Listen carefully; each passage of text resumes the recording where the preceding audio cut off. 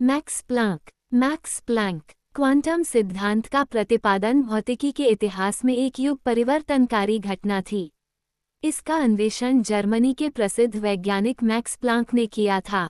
इनका पूरा नाम Max Karl Ernest Ludwig Planck Max Karl Ernst Ludwig Planck था। जर्मनी में जन्मे इस वैज्ञानिक ने इस सिद्धांत को प्रस्तुत करके विश्व में सनसनी मचा दी थी। दिसंबर 1900 में इस वैज्ञानिक ने पदार्थ और विद्युत चुंबकीय विकिरणों के बीच ऊर्जा के विनिमय से संबंधित एक सिद्धांत प्रस्तुत किया जो कुछ समय बाद क्वांटम सिद्धांत के नाम से प्रसिद्ध हुआ। ये सिद्धांत चिरसम्मत भौतिकी क्लासिकल फिजिक्स से भिन्न था। आरंभ में इसने भौतिक विज्ञान को ही प्रभावित किया, लेकिन बाद में जीवशास्त्र, चिकित्सा शास्त्र और इंजीनियरिंग जैसे क्षेत्रों में भी क्रांति पैदा कर दी। इस सिद्धांत के फलस्वरूप नई निहारिकाओं की खोज संभव हो पाई।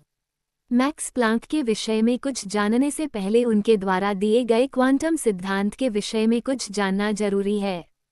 जनसामान्य के शब्दों में इस सिद्धांत को समझना बहुत मुश्किल है, लेकिन फिर भी हम ये कह सकते हैं कि पदार्थ और विद्युत चुंबकीय विकिरणों के बीच ऊर्जा विनिमय कुछ विभक्त बंडलों डिस्क्रीट पैकेजेज में ही होती है। प्रत्येक बंडल में ऊर्जा की मात्रा विकिरण की आवृत्ति पर निर्भर करती है। ऊर्जा के इन बंडलों को क्वांटम कहते हैं। क्वांटम लैटिन भाषा का शब्द है जिसका अर्थ है मात्रा। प्रकाश के एक क्वांटम को हम फोटॉन कहते हैं। मैक्स प्लांक का क्वांटम सिद्धांत इतना जटिल था कि शुरू में इसके महत्व को पूरी तरह समझने वाले प्रथम व्यक्ति एल्बर्ट आइंस्टीन थे। इस सिद्धांत को आधार मानकर उन्होंने फोटोइलेक्ट्रिक इफेक्ट की विवेचना की। एक समय ऐसा भी था जब प्लांक के क्वांटम सिद्धांत को वैज्ञानिक बिल्कुल ही मानने को तैयार न थे। बाद में वह समय भी आया जब वैज्ञानिकों ने यह मान लिया कि क्वांटम सिद्धांत ही एक ऐसा सिद्धांत है जो भौतिक विज्ञान की हर गुत्थी को सुलझा सकता है। इस सिद्धांत को ठोस आधार देने वाले वह वैज्ञानिक थे Einstein, de Broglie, Rutherford, Davisson, Pauli, Heisenberg, Schrodinger आदि। क्वांटम सिद्धांत के प्रवर्तक मैक्स प्लांक का जन्म जर्मनी के कील नामक स्थान पर हुआ था। इनके पिता जूलियस विल्हेल्म कील विश्वविद्यालय में कानून के प्रोफेसर थे। बाद में वे गोटिंजन विश्वविद्यालय में आ गए। प्लांक की शिक्षा मुख्य रूप से म्यूनिख और बर्लिन विश्वविद्यालयों में हुई। बर्लिन विश्वविद्यालय में इन्होंने विश्व प्रसिद्ध वैज्ञानिकों किरचॉफ और हेल्महोल्ट्ज की देखरेख में काम किया। सन 1879 में उन्होंने म्यूनिख विश्वविद्यालय से PhD की उपाधि प्राप्त की। वे इसी विश्वविद्यालय में सन 1880 से सन 1885 तक भौतिकी पढ़ाते रहे। प्लांक के विचारों में जो क्रांतिकारी विचार आए उनके लिए मुख्य रूप से किरचॉफ जिम्मेदार थे। सन 1885 के बाद वे कील विश्वविद्यालय में एसोसिएट प्रोफेसर बना दिए गए। वहां इन्होंने 4 वर्ष तक कार्य किया। इसके बाद सन 1889 में उनकी नियुक्ति बर्लिन विश्वविद्यालय में किरचॉफ के स्थान पर भौतिकी के प्रोफेसर के रूप में हो गई। इस पद पर वे अवकाश प्राप्त करने तक कार्य करते रहे। किरचॉफ द्वारा दी गई प्रेरणा से उन्होंने ऊष्मागतिकी थर्मोडायनामिक्स के क्षेत्र में काम करना आरंभ किया।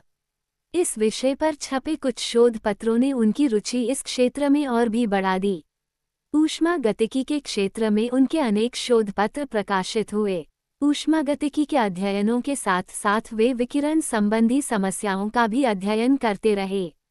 अपने इन्हीं अध्ययनों में उन्हें प्रकाश के विभिन्न रंगों में ऊर्जा के वितरण की समस्या पर अनुसंधान करने की प्रेरणा मिली। उन्होंने ब्लैक बॉडी से निकलने वाले विकिरणों के अध्ययन और प्रयोगों से ऐसे परिणाम प्राप्त किए जो प्रचलित भौतिकी के परिणामों से भिन्न थे।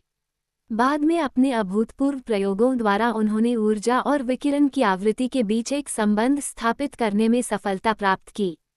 सन 1900 में प्रकाशित उनका शोध पत्र क्रांतिकारी क्वांटम सिद्धांत का आधार बना।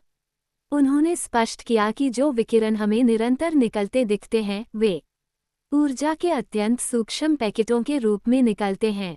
मैक्स प्लांक को अनेक सम्मान प्राप्त हुए। सन 1926 में उन्हें रॉयल सोसाइटी का विदेशी फेलो मनोनीत किया गया और सन 1928 में उन्हें रॉयल सोसाइटी कोप्ले पदक प्रदान किया गया था। सन 1918 में उन्हें क्वांटम सिद्धांत के लिए भौतिक विज्ञान का नोबेल पुरस्कार प्रदान किया गया। सन 1926 में सेवामुक्त होने के बाद भी प्लांक ने विज्ञान की सेवा करना नहीं छोड़ा।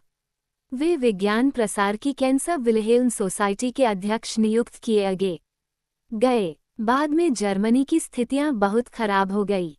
वहां हिटलरशाही छा गई। जर्मनी में नाजी सरकार स्थापित हो जाने पर प्लांक को अनेक मुसीबतों का सामना करना पड़ा।